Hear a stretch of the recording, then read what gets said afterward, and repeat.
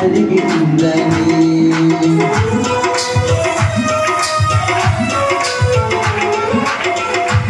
నీ కృప చేతనే నాకు నీ రక్షణ భాగ్యం కలిగిందని పాడను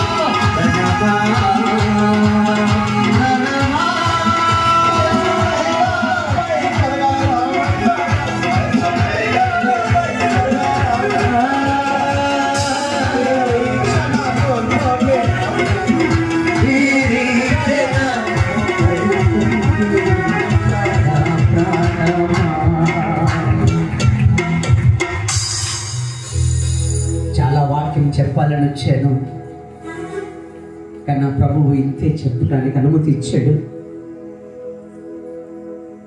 ఈ మాటలు మీకు సరిపోతాయి, ఇవి మీరు పాటించగలిగితే చాలు. మీ శత్రువులు ఒక్కొక్కటిగా వెళ్ళిపోతారు. ఈ రోజు నుంచి యేసుని పరిశుద్ధుడు మీ పక్షముగా ఉన్నాడు. అతను మొరపెడతావా?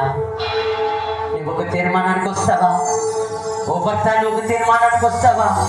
ఒక భార్యగా ఒక తీర్మానానికి వస్తావా? ఒక బిడ్డగా ఒక తీర్మానానికి వస్తావా? ఒక తల్లిదండ్రులుగా ఒక తీర్మానానికి వస్తావా?